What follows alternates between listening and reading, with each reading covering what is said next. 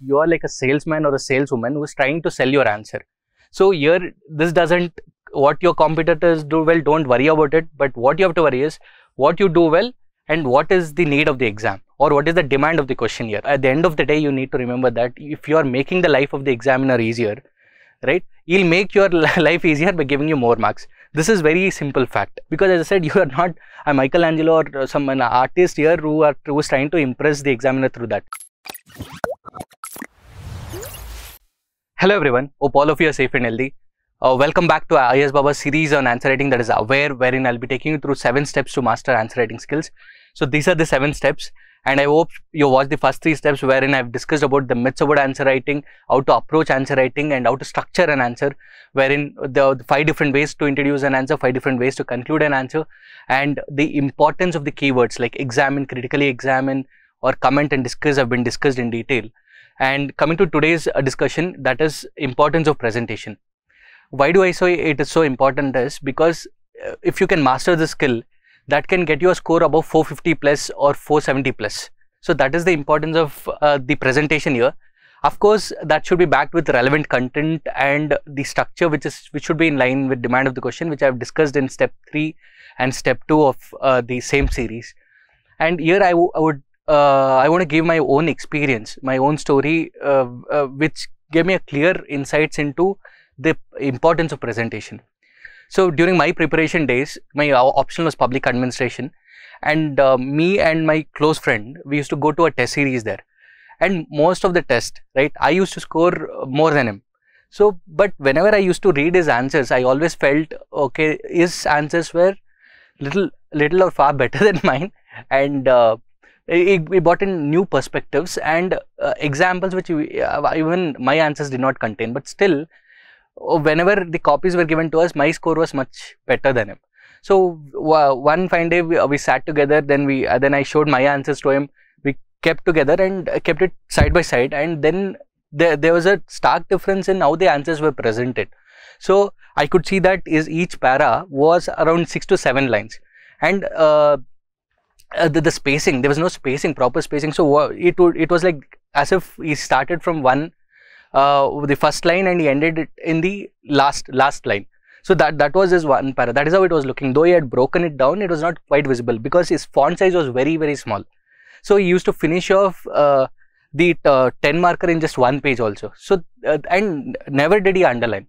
So because he said it was like he had to put his effort consciously, and because of which he was not able to complete the paper.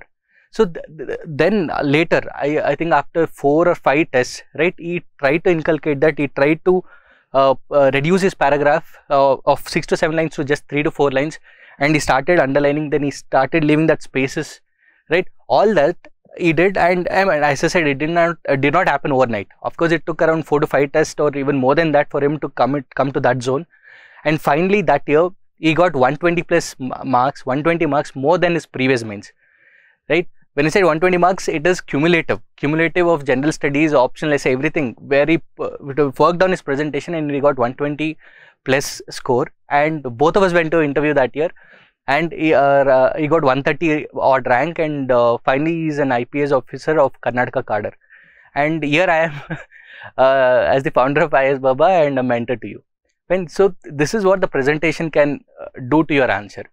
So keeping that in mind, keeping this practical and the real incident in mind, let's move on to see the difference. What are the things that we'll be discussing in the structure of the answer. So first we'll be discussing about the difference between good, bad, average presentation, importance of subheadings, then paragraphs of bullets, spacing, underlining, handwriting, vocabulary, usage of words, so importance of diagrams, flowcharts, maps. So these are the things that we'll be discussing in this entire session. So let's do it practically. I have collected a few answer copies from our own test series. So it's an example of a bad presentation. See, I'm not talking about the content here. Please mind that I'm not talking about the content here. Here, if you see the spacing between, that is, we call it as intra-para spacing, and the inter-para, that is one para to another, like it is the same. So this is a complete no to it, right? Then there is no subheadings. There is no subheadings here. Then it is not underlined. right? How will I get to know what is the example written here, what is the case study written here, or what facts have been written here, where is the committee recommendation, whether it's underlined? Nothing is visible here. And here though, it is like, it is just like this, starting from here till end. In fact, as I said, my friend used to write it in this format actually. So this same thing, if it can be converted into a good presentation, it will matter and it will do wonders in your answer writing skills and your marks as well. Clear? So these are the loopholes that I can find in this answer, right? I hope it's clear. Let's move on to the next one. This I will say it is an average presentation. Here we can see that it's cleanly written, one para to another. You can easily make out the intra-para difference is smaller than inter-para. All that is one plus point here, right? And handwriting is also good. It is legible, all that. But here again, no subheadings, right? No underlinings. So this is a negative in this particular answer copy. Fine. And even this I would say it is an average presentation again. Though again it is like here easily you can see that difference between one para to another. The points have been listed like this. Again that is one plus point again, but there is no subheading here, right? And here, but if you see it here, you see this has to be one whole para. So these are the loopholes or drawbacks of this particular answer. So I would say this is an average presentation. So then what is a good presentation? See here, I'm again not stressing on the content here. The content is not that great. To be very honest, the content is not that great, but the presentation is, right? So here you have underlined, you have drawn a diagram here, the subheadings are there, then micro subheading is there, right? Everywhere it is underlined. So directly it says doctrine of separation of parts. So here it's explained what is the separation of parts to the diagram, then how is it a bedrock, right? The same keyword is taken and presented. So that is the hallmark of a proper presentation. Then with suitable examples have been, so for the examiner it is easy to understand that, okay, these are the points written. So though the content is not good, if the same thing would have been presented in as the previous presentations like this, the first one I would have given two marker, or say I would have given 2 or 3 here. So instead of getting 2, you will be getting 3 marks here, right? Or even 3.5 or 4, right? It depends on the presentation. But here, as I said, the content is not that great. So let's see another example where the content is also good and where the presentation is also good. Clear? So here, if I look at it, it says what are the impediments of e-governance and how can this be addressed? So here I have a proper introduction with keywords underlined, in facts mentioned, then impediments of e-governance, that is the keyword given. Then if I want to see how can this be addressed, so what needs to be done, this is also clearly explained. So, and here again, this is the best way of actually presenting. So impediments, lack of infrastructure, digital divide, knowledge and awareness, that is a subheading, again micro subheading, which has to be explained, right? A line or two can be written on that with, and examples can be put. For example, here is put lack of infrastructure, broadband connection is still in phase 2 of BharatNet, that is equivalent to 50% of only 50% of gram panchayats have been connected. That is one drawback, right? So this is how you should actually present. And here as well, the government side shortcomings. What are the government side shortcomings? Here it is beautifully written it, right, in simple words and the better way of presentation. See again here, government side, what are the loopholes here, right? So this is, and he has got 5.5 on 10. So that is the highest score that you can get out of 10 markers, right? Ideally 5.5 to 6, and for a 15 marker around 8, 7.5, 8 would be the highest score. So this is the example of good content and good presentation. See, at the end of the day, you need to remember that if you are making the life of the examiner easier, right, he'll make your life easier by giving you more marks. This is very simple fact. Clear? So this is the hallmark of a better answer. And whether you have to write it in bullet form or in point wise form, see, you can cleanly see this. It's a mix here, even here, right? It's a mix, and again points have been written, paragraphs have been written. Even if you look at this particular answer copy, each para is only 3 to 4 lines. So this is how it is. So it depends, ultimately it depends on the keyword, whether it, usually when we use discuss or analyze, you can go with a paragraph format, and for the other keywords like examine, comment, enumerate and all, you can use point wise. Even for elaborate or explain also, you can use either a paragraph or bullet form. See, whichever you are comfortable in. So that is the method you should be focusing on. In fact, I've discussed that in detail in the 10 myths about UPSC answer writing. Fine. So what is this USP? So that is nothing but your selling point. So it is the other thing that you need to remember in answer writing is you are like a salesman or a saleswoman who is trying to sell your answer. So here this doesn't, what your competitors do well, don't worry about it, but what you have to worry is what you do well and what is the need of the exam, or what is the demand of the question here. So what does the examiner is actually looking at, that these are the two things that you need to focus. That is your unique selling point, right? So you need to understand that the examiner, just like a salesman, you are looking from a salesman and a customer perspective. When you are trying to sell something, this most of the times, if you actually observe, right, they do, most of the customers are not interested at all. They do not give you much time. They give you only lesser time. In that less time, you need to impress the person, right? And you need to understand what is the need of the customer also. Here the need of the customer is nothing, the examiner is nothing but the demand of the question here, right? And your unique selling points, it can be the case studies that you write, examples you write, you bring in the committee recommendations, you bring in the diagrams, flow charts, right? All these are your unique selling points, and that so these are the things that actually needs to be underlined, right? That is one more question, like what to underline. Not everything has to be underlined, but wherever you're mentioning the indexes or reports, committee recommendations, as I said, so those are the things that you need to underline. You need to put the subheadings in a box format, so it is easy for the examiner to understand and evaluate your copy in a much lesser time. Let's move on to the next one. So here I have discussed the first 5 things here. So next I'll be discussing about the handwriting, vocabulary, usage of words. Fine. So coming to the handwriting part, as I said, or the vocabulary part, as I've discussed in my 10 myths to answer writing, you don't have to be a Shashi Tharoor to clear UPSC. You need to put in simple English, right? But a matured way of usage of words becomes very important here. And here are some examples here. Instead of saying Pakistan is a terrorist state, you cannot write a statement like this, because you are the next you are the upcoming civil servant or upcoming bureaucrat. An IAS officer will be manning different departments, right? So you cannot be writing like this. You should say it is alleged that Pakistan is a terrorist state. Instead of writing during Indira Gandhi's time, you should write during the time of emergency in the late 1970s, so and so happened, right? Or election commission is corrupt, or there have been allegations on the recent conduct of the election commission. So that is the right way of putting it across. BJP, Congress, or any particular party has failed in a particular part. For example, let's take COVID. You cannot say BJP has faltered in coming up with a proper or robust COVID policy. You should say the government of the day has not done properly, or the government of the day has faltered in so and so policy. So that is a better way of putting across things. So Kashmir issue was mishandling of Nehru government. Instead of that, you should write there are accusations from certain section of people who say that the Kashmir issue was mishandling of the government of 1950s. So that way you can write. Or Muslim, instead of writing Muslims, Christians and Sikhs, you need to mention the word minorities.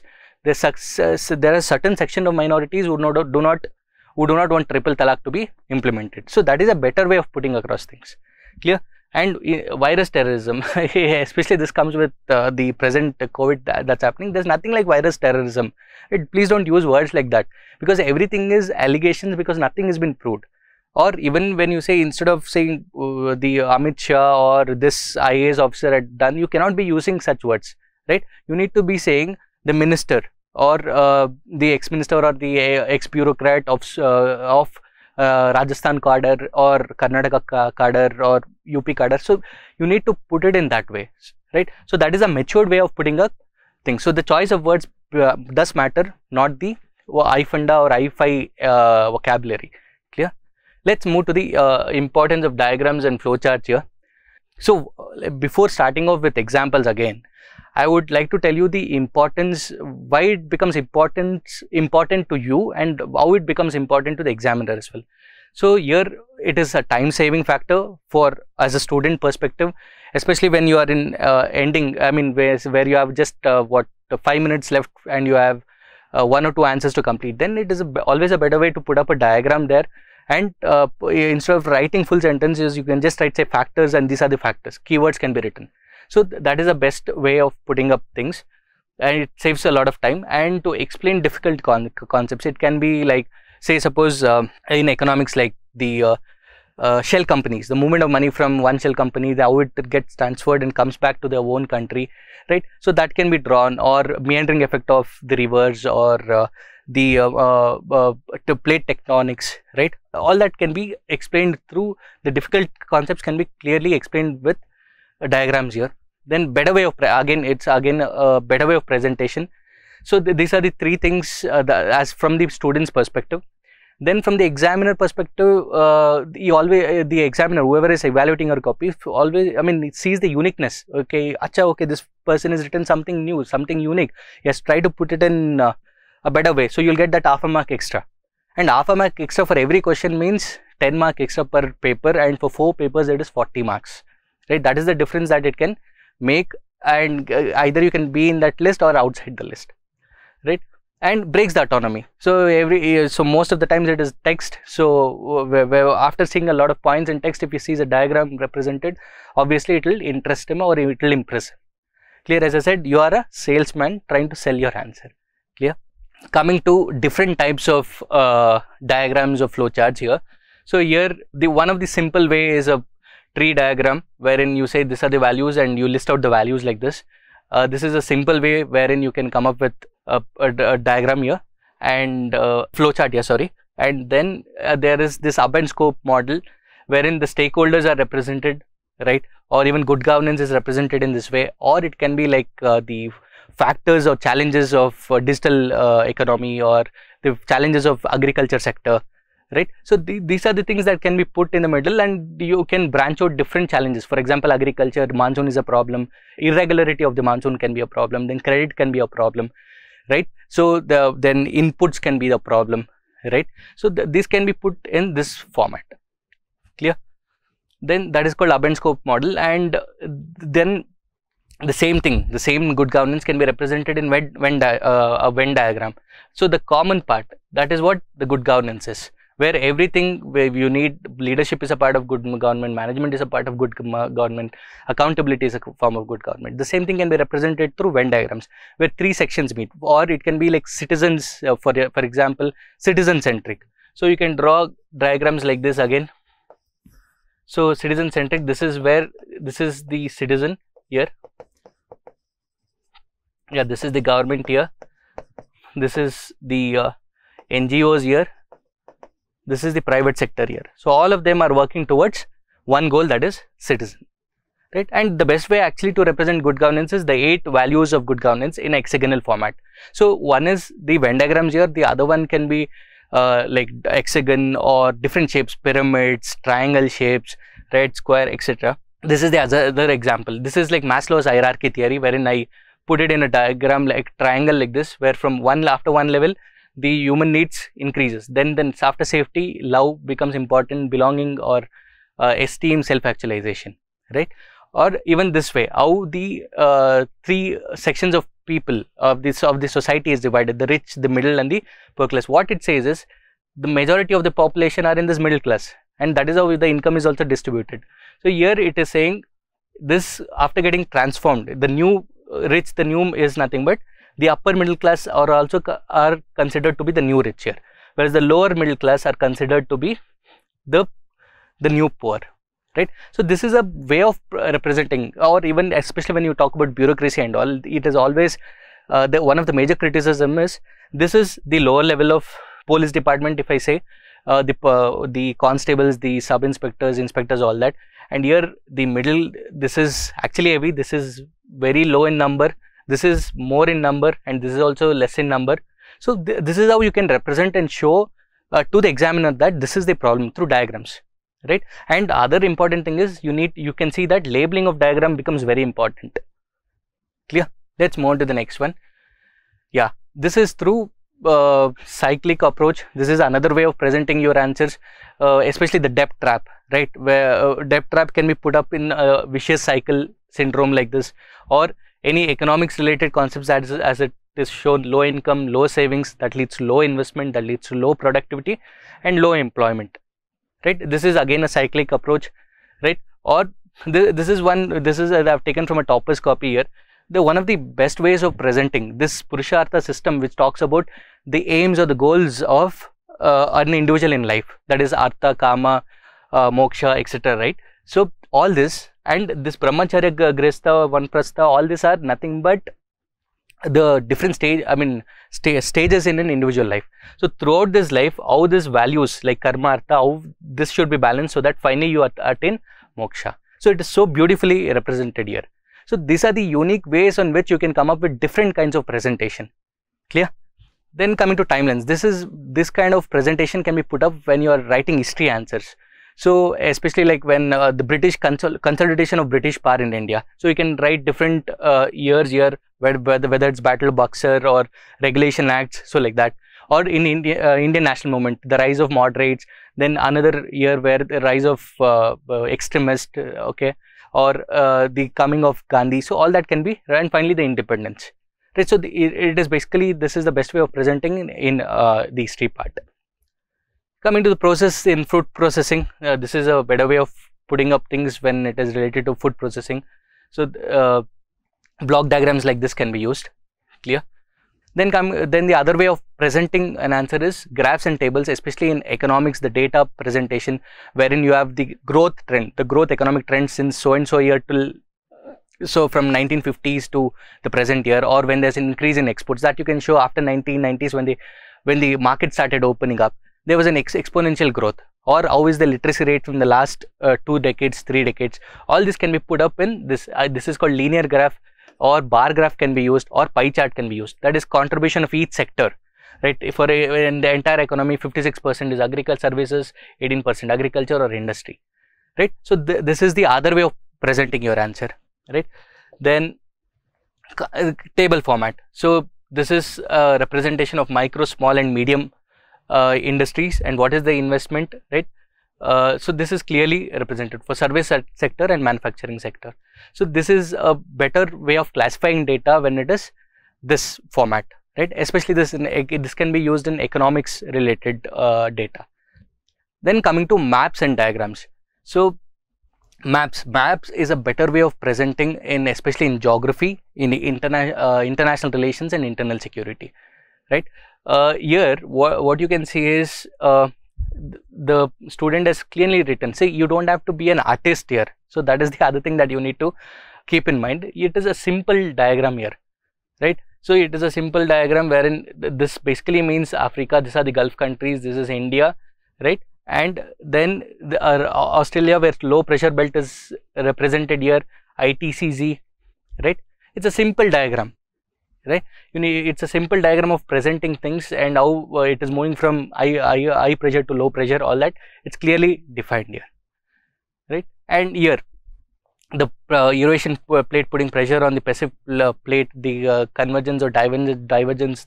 So these kind of concepts can be clearly mentioned through maps. And as you can see, there's nothing like a beautiful map, world map drawn, right? It is clearly, the shape is represented and it is written North America, South America, Eurasian plate, right? So just because you love your country doesn't mean that you draw a big diagram that covers the entire page, right? You should be sensible enough to put the diagram, the diagram should occupy a small space, right? And the diagram, once you draw a diagram, put a box and label it.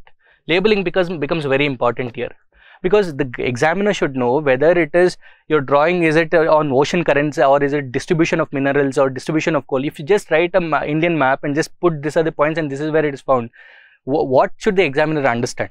So labeling becomes a very important part here, right? Whether it is mineral distribution, whether it is crop distribution, rainfall distribution, right? That has to be clearly mentioned. Clear? And coming to international relations also, if there is a recent standoff like Doklam crisis, all that, you can draw that, Siliguri corridor, the chicken neck.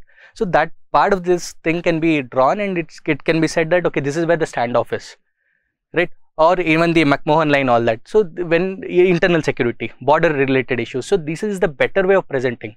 So the IR, the geography and internal security, it's better if you can present it in this particular format. So that gives you that extra 1 mark in every answer that you write. And coming to even architectures, like simple diagrams on Vesara style, the Dravidian style, right? That can be represented. right? So it's a simple diagrams is what is required, clear? And coming to whether you should use a color pen or a pencil, see, it is up to you. It's either a pencil or a pen, anything of your choice. Don't use any colors, because as I said, you are not a Michelangelo or an artist here who is trying to impress the examiner through that. You put a simple diagram like this in black and white, pencil or a pen, and that would do, clear? And if you ask me, and there are students who ask me, like, if I'm drawing a diagram, what is the word, I mean, how many words is it equivalent to? So you cannot quantify it, right? It is just common sense. You have 2 pages for a 10 marker, you try to fit it in that 2 pages, that's it. So this might give you that 1 mark extra, that diagrams here, clear? And the other question that I get is, should the diagrams or this flowcharts should be put in every answers? See, I always go by this phrases which has come through our forefathers, right? Which says, like, too much is too bad. So never overdo something, right? Even like there are people who have not even drawn a single diagram or just 2 or 3 in the entire paper and still have got the top scores. So it depends on the demand of the question ultimately. So according to the demand, if you have in scope, you have to do it, and don't try to experiment on the day of the exam. So whatever you do when you are reading itself, as I said, good governance and all, you can just put that hexagonal shape, come up with that pyramid, a triangle, right, a circle, a cyclic approach. I've given you so many examples here, so you can just try to inculcate, and it should be something natural that should come out very natural to you. And initially it will take time because you'll be doing it consciously, but later it will be very simple, because everything you'll see it through diagrams, clear? So these are the different ways of presenting an answer. And I must tell you that your answer copy tells a lot about you, right? It tells about the qualities, whether this person is really fit to get into the services to a certain extent, right? Because the choice of words, the way you present your answers, the way you analyze the issue, right? All that, it gives that important characteristics to the examiner there. Right, so do keep this in mind, because the examiner will not know whether you are a male or a female, coming from a rich background or a poor background, or a middle class, or urban or rural, right, or a science or a non-science background. Nothing he or she will know. The only thing is, the answer copy will be in front of him or her, and the marks that is put will decide your rank, right? And on a lighter note, see, if you look at the entire Indian movies, right, the majority of the movies, more than 65-75%, I would say, is on love story. But not every movie will become DDLJ, right, or Hum Aapke Kaun, or in down south, Mungaru Male, right, in Kannada industry. So not every movie becomes such a huge hit, because ultimately it depends on the skill of the director there. So just imagine yourself that you are that director, and the name of your movie is How to Get a Rank in UPSC, right? So do keep this in mind. And if this series has made any difference in your answer writing, do comment below with an hashtag AwareBaba, and thank you.